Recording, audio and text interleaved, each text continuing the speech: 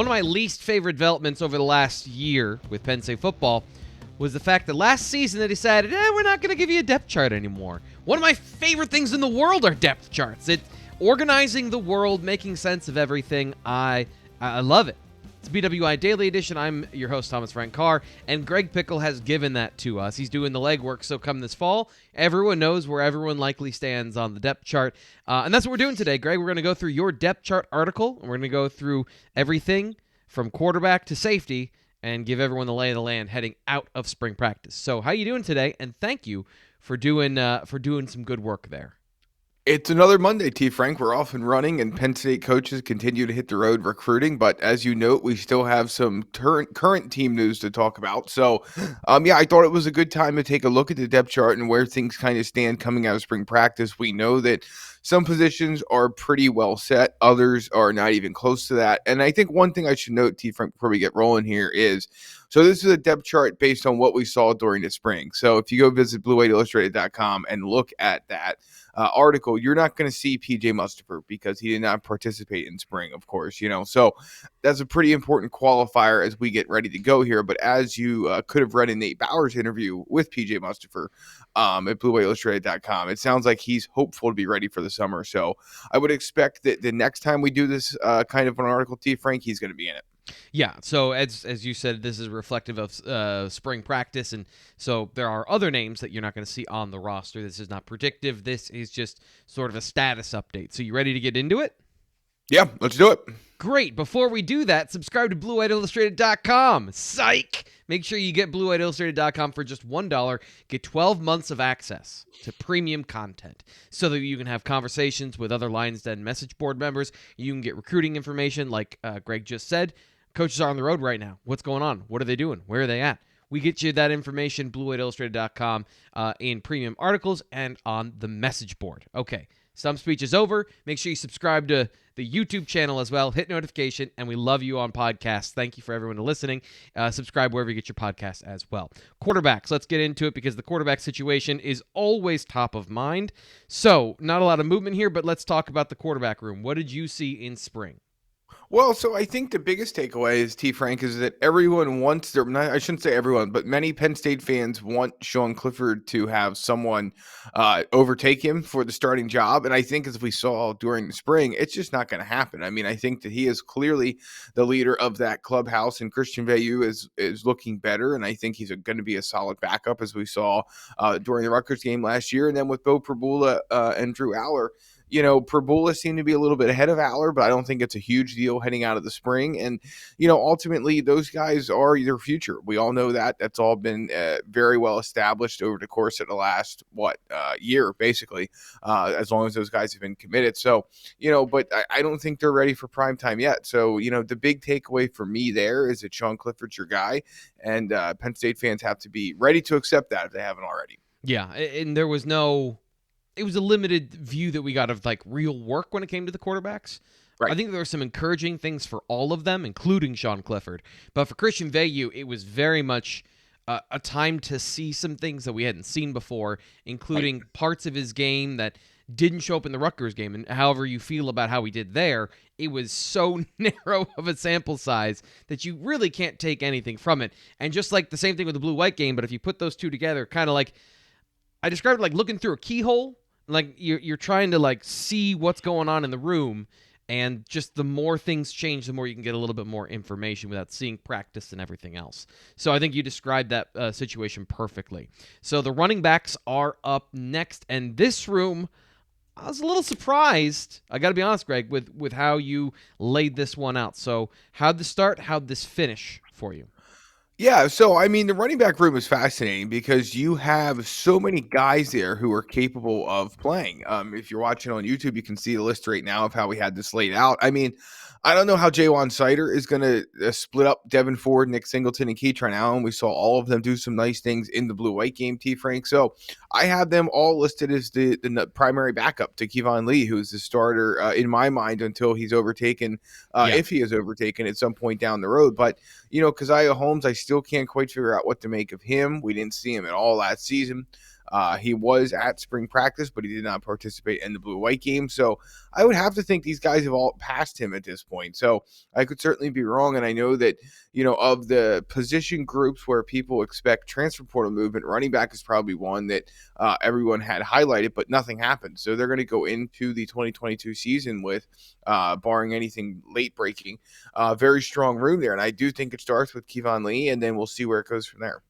So yeah, that is an interesting area. You bring up the injury or whatever, whatever the situation. It's an assumption that there was some sort of thing that kept Keziah Holmes out of the blue-white game. He does feel like the odd man out in that situation, but no movement in the transfer portal, and that was an area where I know a lot of people were speculating somebody might leave via the transfer portal. So is this a situation where everyone's going to play, do you think? Or is this a situation where it's going to just be, whatever happens? What do you see there? So I think the big thing to me, T-Frank, is that we all know that if you, at least in my opinion, if you don't have one starter and you feel like you have multiple starters, it's probably because you don't have one starter who can carry the load in the way that you need to win. So I prefer at all positions, this is always drove me nuts about the offensive line when, they had multiple guard starters. And it's like, well, if you need one guy to kind of be the one that's in charge of that position. Right. So, but running back, obviously, we've seen how the game changes in terms of how teams use multiple guys. So, no, I would expect you're going to see maybe the first guy get 50% of the carries and then two guys maybe split the other 50% that's left. I could see that very easily. But ultimately, we know that Ja'Juan Seider and Mike Yurcich are going to put whoever is the hot hand at the moment out there. And that could be just about any of these guys as far as I'm concerned. Yeah, I think one thing to point out, too, for Penn State fans, when you look at that depth chart and you see all those names that just remember how many times running backs have gotten injured over the last 2 to 3 seasons. So having that many guys, that is not how it's going to look by the end of the season. There's no way that's how that looks going into week 7 or 8 of the season because of things that have happened. Let's move on to the receiver position. I think this one's a little bit more clear in terms of the players that are starting. Where they're starting is what I'm interested in, and I want to get your kind of your thought on why you put players where they are on the depth chart here, behind other players. Yeah, so I mean, when you look down this list here, obviously one thing that's worth noting is that despite my little rant at the beginning, we did include Parker Washington here, even though he was not really, didn't seem to be going full contact, and I'm not sure why that was the case, but we saw it all spring. Yeah. So, I mean, he's on our list here, but, obviously he wasn't as active during the spring as other guys were. But, I mean, T-Frank, I just went back and looked at the blue-white game and use that as kind of a guide to see who replaced who and how often guys played. And to me, I mean, I think you have a big four here of Parker Washington, Keandre Lambert-Smith, Mitchell Tinsley, and Malik Mega. And then after that, I could see just about any of these other guys really finding a role. It's just a matter of who's going to win it. Will it be Harrison Wallace? Will it be Liam Clifford? Will it be Caden Saunders? Will it be Jaden Dotton? Will it be Omari Evans? I mean, there's guys there for sure. The question just becomes, what happens come the fall, because I think that this group did a good job of starting to separate itself a little bit during spring practice. But I think we all know that, fall camp is going to play a major role in how this ultimately shakes out for Taylor Stubblefield as well. Yeah, and it was an interesting situation. One of the things that kind of like, we'll get to the offensive line in a little bit, or the defensive line when it comes to like who replaces certain players. Mitchell Tinsley kicked into the slot, which I thought was really interesting. You wouldn't think that of a guy who's 6'1", 6'2", over 200 pounds to be in that position, but Penn State does have a plethora of boundary receivers, all the way down to Harrison Wallace, who's not the biggest guy in the world, but he is a vertical threat, which is usually where you put that boundary receiver. So there is the flexibility and there is kind of the positional versatility with a couple of guys. But I think you're spot on when it comes to where those things line up. It's always interesting with receivers when you've got that inside-outside sort of conversation. And again, if you're listening to this on the podcast version, we're doing our best to tell you everything on the screen, but this is another one of those visual-heavy things where I'm showing you the depth chart on YouTube, so great time to go over and check out the YouTube video to see all of the pretty sights and lights and sounds that I put up here. So we're moving on to tight end. This one, not as hard at all. It all fits on one slide. I think you have probably more to say about this than I do. I mean, yeah, this group is, I went back and looked at the depth chart that we did on BlueWhaleIllustrated.com prior to the Outback Bowl, T-Frank, and I just copied and pasted right in what I had from that because nothing has changed here. Look, Khalil Dinkins and Jerry Cross are the two guys we don't have listed here. Obviously, we'll see what happens with them, but I just don't think there's any question that Brenton Strange, Theo Johnson, and Tyler Warren are going to be your main three to start, and we'll see what order they go in, but I would expect that to be the order for the time being. Yeah, so just a couple of things I've seen on film. Jerry Cross is still very raw. Like a lot of mental errors when he was on the field and trying to get through plays. So I would, despite his physical advantages of being super big, super fast, super strong, I would not put him anywhere near the starting lineup, the two deep, anything like that. And Khalil Dinkins to me is super interesting because he still looks like a receiver. So he's a guy that I think from a physical standpoint, he was doing some interesting things. He might be a guy that you can put in there as kind of a flex. But how do you justify taking any of those guys off the field? Where you've got Tyler Warren as the dark horse of the group who's setting records in the weight room for tight ends. You got Theo Johnson, who is the physical specimen. Can he put it all together? And then you got the do-it-all guy who's a pretty good receiver and a very good run blocker, at least last year, in Brenton Strange. So yeah, I think if you mix and match any of their skills, you get a good tight end. It's just who competes for the targets. And the person who's getting those targets, have they become a good enough run blocker that they have to stay on the field? Because at that point, now you're getting into packages and sub-packages and things like that. So I think the versatility there is the most important thing in that room. Yeah, there's no doubt about it, T-Frank. And I think that you're going to find a better product on the field from Ty Howe and the tight ends this fall. I really do believe that. Yeah, there's just too much talent. And speaking of maybe not too much talent, but more talent than there was previously, the offensive line, depth issues, but we are getting into the depth chart here. So here on the offensive line, what did you see when you were watching the blue-white game? Well, so the biggest thing to me, T-Frank, is number one, I think the interior battle is going to be fascinating, but our depth chart doesn't reflect it because, again, we used what we learned in spring practice as our guide, which means Hunter Norzad wasn't there. But I don't know about you. I'll be curious to hear your take on this, but it's hard for me to believe that you're going to have one of Sal Wormley, Landon Tangwall, and Hunter Norzad not starting for Penn State this year. But guess what? There's no way around it. Unlike, there's nowhere to move any of those guys to. I mean, obviously, I know that one response would be, well, put Tangwall at tackle and don't play Caden Wallace. But Penn State likes Caden Wallace. He's going to play tackle. We've been down this road, what feels like 1,000 times this conversation. It's not going to change. So to me, I think when you look at the group that comes out of the blue-white game in spring practice, it's Olu Fashanu from left to right. Salim Wormley and Landon Tangwall at the guard spots, Drew Scruggs at center, and Caden Wallace on the other side. So, do I think there's a chance Hunter Norzad can beat one of those two guys out? Yes, I do.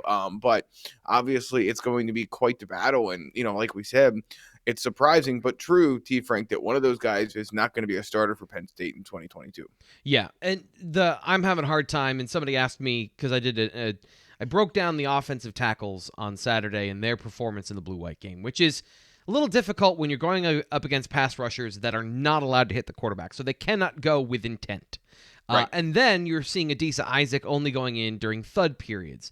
So are these guys being challenged? Caden Wallace was facing Nick Tarburton, and Nick Tarburton is getting the, courage award, the toughness award. James Franklin saying he needs to get better as a pass rusher and open up his toolbox and put some more things in there.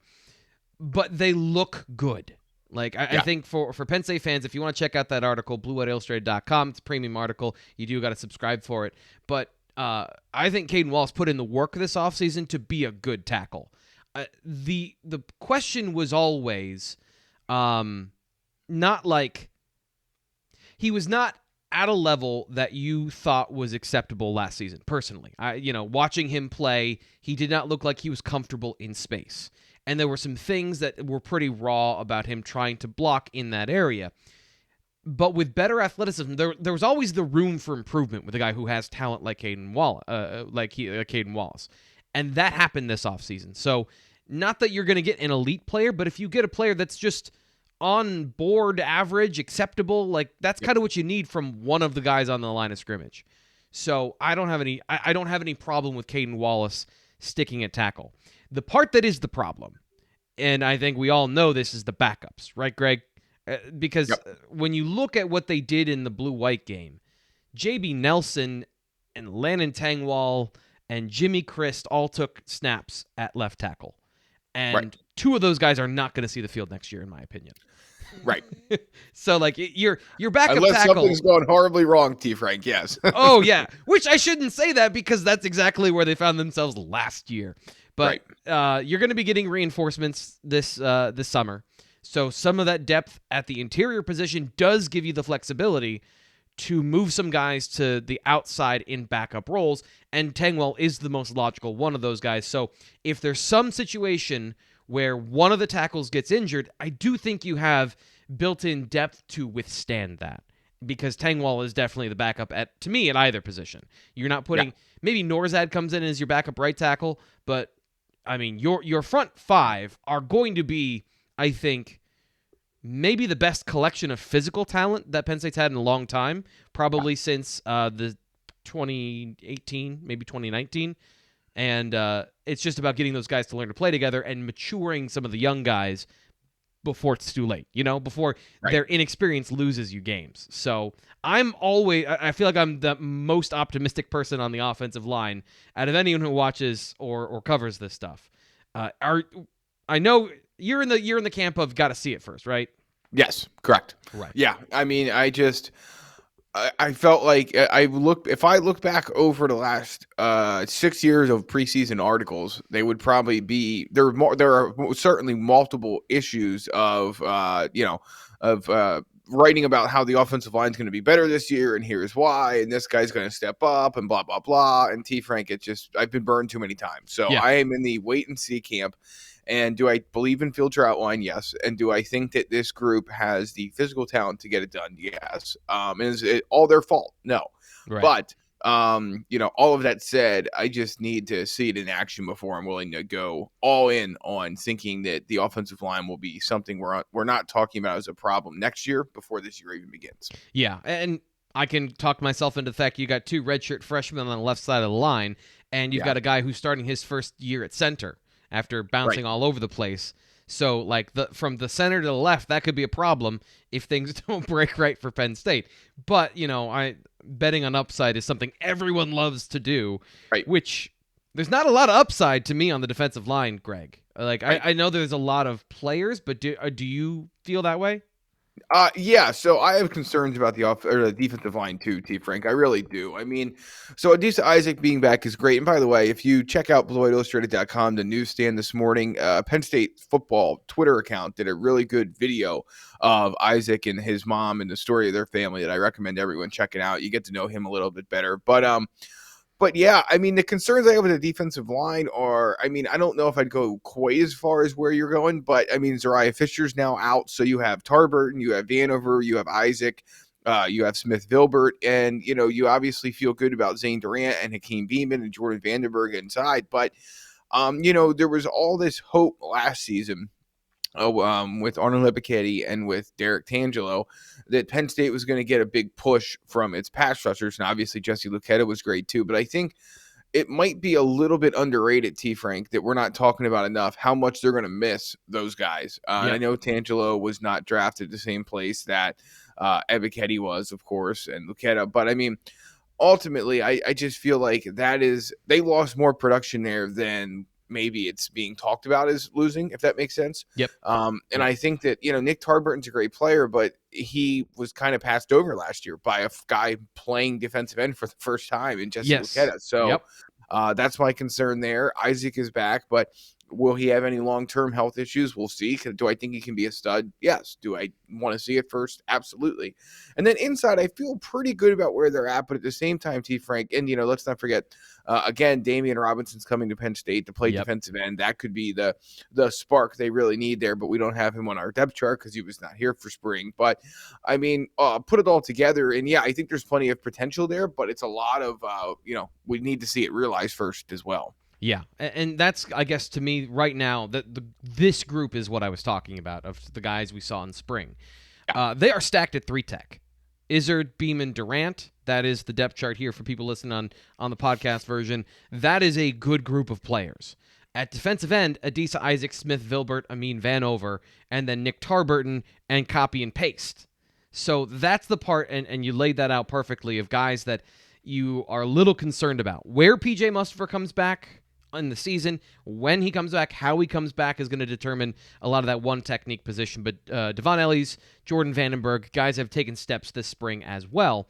But if you look at historically, and I was going back and looking at 2019 and looking at how Penn State's defense was in that year, and this is really what my point is, to try and figure out how you replicate success with Sean Clifford at quarterback. Because, I was digging into, this is a total tangent, digging into some of his stats and how much better he was from 2019 when they were a winning team that was maybe a half away from being in the college football playoff discussion versus what they might be next year. And can you replicate some magic there? And one of the things they had was 4 deep at defensive end, getting pressure on the quarterback with guys that were like the 36th overall pick and up, with, Adafe Owe, Shakatoni was in that group. You had Isaac, I think, was a part of that group. You had Yetur Gross-Matos and Micah Parsons. So you had a lot of ways to get to the quarterback. You could have 3 good ones here, but you could also have a true freshman, a transfer, and a guy that hasn't played in a long time, and is 244 pounds. Yep. So, this is kind of like the offensive line. I could see this group coming together, and you've got 3 deep at 3 tech. You can have all kinds of pass rushers coming from all kinds of places. Or you could have guys that don't quite turn the corner. You got a lot of tantalizing upside that's a year away. And that kind of offense-defense dichotomy does that click this year. That's kind of where I'm looking at as far as the missing ingredient that's going to make this team or break this team next year is how those defensive ends mature, and obviously the offensive line, which we talked about. That's a huge thing to me. And right now, the guys on the roster, it's not great. It's not great. Yeah, it's a concern area. No question about it. Just like linebacker we're going to talk about in a second. Same thing as far as I'm concerned. You have more bodies at defensive line across the board, T-Frank, but it's a challenge. There is no question it is a challenge that Penn State's going to have to, again, if everything goes the way they want it to, they'll be fine. They will be totally fine. But, again, it's hard to sit here on May 9 and project that everything's going to go according to plan on September 1st because, again, we're dealing with a lot of guys we just haven't seen much of yet. So we've had a complete mechanical failure for the defense. We're just going to talk through the rest of the depth chart where I spent 2 hours making these things and all of a sudden they're not working. So linebackers are up next, and this one would love to have the depth chart because it's on your face. You had that look on your face that was definitely a sign of, oh no, something is going wrong. So yeah, let's move into the linebackers. I try very hard to look like a duck, but sometimes I'm just flailing, flailing, trying to do both. Go ahead with linebackers. Yeah, so, again, this is a spot where I think there's been some quiet confidence coming out of Penn State after spring practice about what they have at the linebacker spot, but I just have some weird feeling, T-Frank, we're going to see a lot of 4-2-5. If your expectation is that Abdul Carter and Keon Wiley, we need them to get to campus to come in and be able to compete right away, that's a problem. I'm sorry, that is a problem. I know they think very highly of those two guys, but that is an issue. And when Dominic DeLuca, a walk-on, is your defensive player of the blue-white game, which, look, it happens. It is what it is. But I don't know, man. I just think that, Curtis Jacobs, Jonathan Sutherland, Kobe King, Tyler Elsdon, which, by the way, Elsdon was not part of the blue-white game, so we didn't really feature him much in this depth chart. But they're light. I can see a lot of 4-2-5 and other sub-package defense in Penn State's future this year. Yeah, to me, that's the story of this upcoming season is they've got to find a way to effectively use different tools rather than staying in what I think a lot of Penn State fans have been gotten used to, truthfully. They have been a little bit spoiled with the number of linebackers that they've played on the field that can hold up in coverage versus what other teams have been able to do. The most interesting thing to me, and we're going to get to this when we get to the cornerbacks, is who those sub-package players are. What is the dynamic of that 11th spot? But at the linebacker position, we were talking about this. Jamari Budden played Will and Sam during the blue-white game. So where's his primary position and where does Charlie Katcher fit in with the injury situation? And does he move back once you get those guys that are clearly box linebackers, clearly will linebackers or Mike linebackers when you have Wiley and Carter coming in the fall? So there's a lot of questions in that area. Is there enough to this can work? Yeah, I think so. I mean, I think that's the case. Again, the Penn State fans are kind of tired of hearing about, the Jonathan Sutherland's moving to Sam linebacker and that's going to work, but they need it to work. What choice is there at this point? Like, you can say all you want about how he's, not great in coverage. Well, that's true, which is why they moved him up to the Sam linebacker spot. And as long as he can tackle, which he's never really shown any issues with that I can recall, I think it's going to work out fine. So, here's the problem, T-Frank, as we go through this. What are we in, like 25 minutes of this show? I mean, how many times now have we said that, or said some variation of, I'll just say it bluntly now. If no one gets hurt, everything will be fine. If there's no injuries, everything will be okay. I mean, that's kind of where we're at with this Penn State team right now, which is concerning. There's no question about it.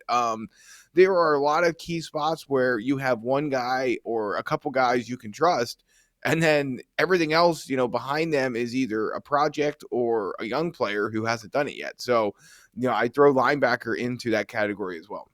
Yeah, that's a good point. Whenever before the season, I used to do this all the time with my Buffalo Bills in the mid 2000s of like, okay, so if X, Y, and Z happen, then it'd be all right. Like, they're a competitive team. And it's like, you're thinking that this laundry list of ifs is going to go your way. That never happens. So half the things we've talked about won't happen. A couple will, but that's just the way that works. It would be a very rare instance where every single one of the players that needs to take a massive step forward actually does. But it might land somewhere in the middle. And I think that's the interesting thing. At linebacker, you only need, and I say need, two. You only need two linebackers where you've got to have your Mike and your Will. And if you can they've got three options for that to work. The one that's locked in is Curtis Jacobs at the Will position. I thought he looked good in the blue-white game. He looked comfortable as opposed to his first time in the Outback Bowl. And then it becomes one of those two Mike linebackers. Do they turn it on? Does one of those guys turn it on to the level of being a dependable, good starter there? Because the guys that are going to be making plays, Greg, are all in the secondary. That's how this defense is set up. And Sutherland, whether you count him as a safety or linebacker, doesn't matter. That position now is a 210-pound athlete running in space. So that's how that's going to work out. Now let's move on to the corner position because it's very interesting. It would be great to have a visual up here for you of the corners because there's a surprising backup to the starters, Joey Porter Jr. and Kalen King. So take me through what you saw in the blue-white game and through the spring. Yeah, so, I mean, I think obviously, look, Penn State feels like it has three starters at corner, and Joey Porter Jr., Kalen King are the two of them, and then Daquan Hardy's your off-use slot guy. Now, look, could he beat Kalen King out for the starting other corner role? Yeah, I guess. But, I mean, ultimately, I think, like I said, Penn State's going to have so many sub-packages this year, T-Frank, that you're going to see him on the field often, no matter what. So I would say those guys are their three starters. But, one guy who caught my eye in the blue-white game was Johnny Dixon. I think that the former, where did he transfer in from? Wherever he transferred in from. South Carolina, yes, thank you. Showed some good things last year, and I think you're going to see him take on maybe that gunner role on special teams, but also be a pretty impactful corner for Penn State as well. So I can definitely see him getting some more snaps in the fall, and I think he's on the progress trajectory, if you will, that Penn State was hoping for.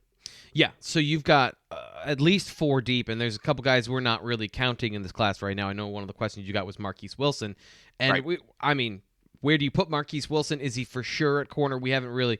That's kind of the reason he's not on this list is kind of where does he fit, and is he up to speed at corner, right? Yeah, correct. So, I mean, he's still listed on, I'm looking at it right now, he's still listed on the athlete or on the roster as an athlete. Now, I believe Terry Smith told reporters during the spring that he is just back at corner 100%. I could be wrong about that. I will have to check. But, I think he's back to just playing corner. Now, Penn State has obviously a glut of receivers, so I don't think they need him there anymore.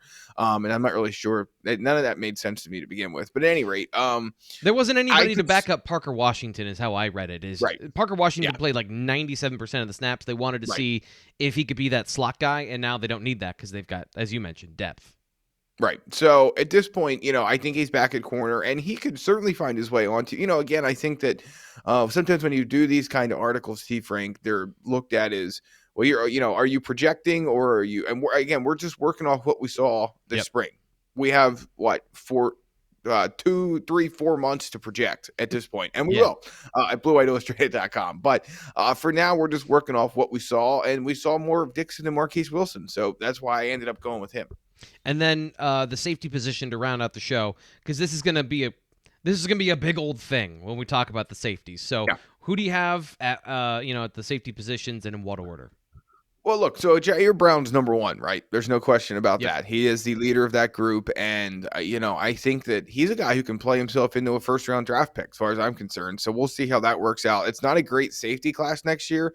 Yeah, Brandon Joseph, the kid from Northwestern who transferred to Notre Dame, and I think Brown has every reason to be the second guy talked about. I think Joseph's probably 1, and he's 2 right now. But so he's going to lead Penn State safeties. There's no question about that. And I mean, I have Keaton Ellis over Zakee Wheatley right now, but man, there's a whole lot that could change between now and September. I think that's going to be but the battle between Jalen Reed, Keaton Ellis, and Zakee Wheatley might be one of the best ones to follow this summer. I just think that they have so much talent there. And again, when you talk about sub packages, just look at your defense. I mean, I get it. I know we can sit here and talk all we want about how it's the Big Ten and teams run and blah, blah, blah. But T-Frank, I mean, you have numbers issues at linebacker, and you don't have them in the secondary. So what do? You go sub package more often than not and get those guys on the field. So I can imagine that we're going to see a lot of those 3 guys this fall too.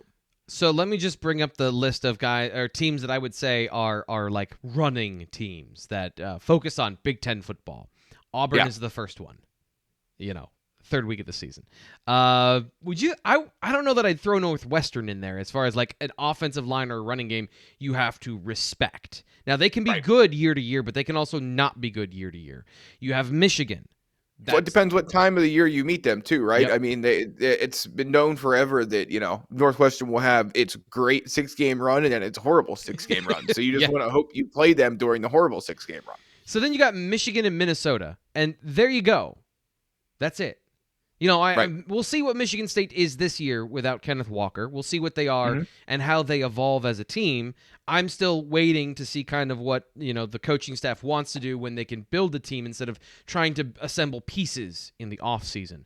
So you've got like 3 or 4 teams. And I know that that is a larger sample of the schedule, but the dominant part of the schedule is Indiana pass first, Purdue to start the season pass first. Ohio State is not a run-dominant team. They'll throw in excellent athletes in space like Penn State does. Maryland, short passing game. Rutgers, not really good at offense. Like, you've got all of these teams that are much more geared towards you need to have more athletes on the football field. And this idea that it's the Big Ten and everything's in sepia tone and grass and dirt. Right. And yes, Michigan brought it back last year, but they did not the previous 8 seasons. So let's see what happens next year before we declare the fullback is alive and well. Wisconsin and Iowa are not on the schedule this year, and that is I think a huge change for Penn State this year. And that safety position, you're right. That's where I think a lot of these sub packages are going to come because you got such versatile, flexible athletes in that position with a lot of guys that used to play corner.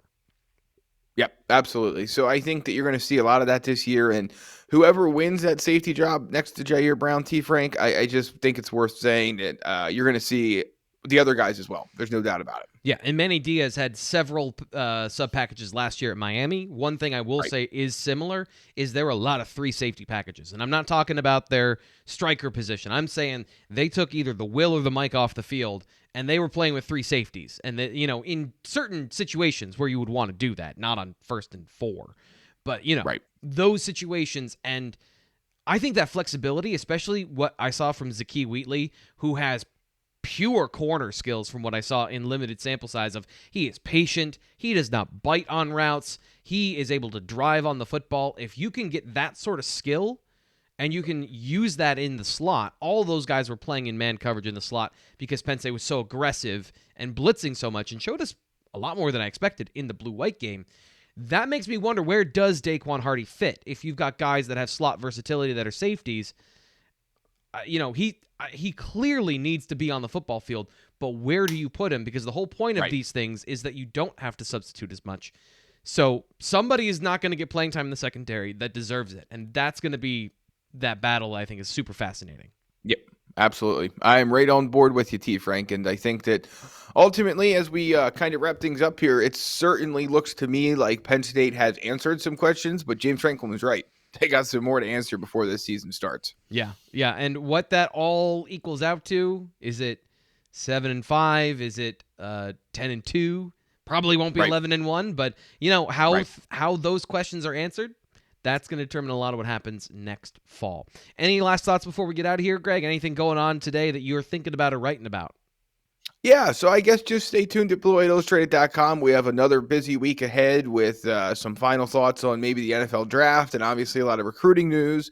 And, we'll see what happens with the transfer portal now that graduation is over. We know that no one's in there yet, but you never know. Now that graduation has come and gone, some guys could decide to move on. So we'll see. But as we all know, T-Frank, whenever we think there's nothing coming around the corner, something always pops up, and we'll have it covered at Blue White Illustrated for sure. Yeah, and especially with recruiting, check out the BWI Daily Recruiting Show coming up tomorrow on Tuesday. I'm your host, Thomas Frank Carr. We'll be back then. Make sure you check out BlueWhiteIllustrated.com, as he said. And once again, subscribe here to Blue White Illustrated on YouTube. If you're listening to the outro music, you like the video, so just give the video a like. We'll talk to you tomorrow.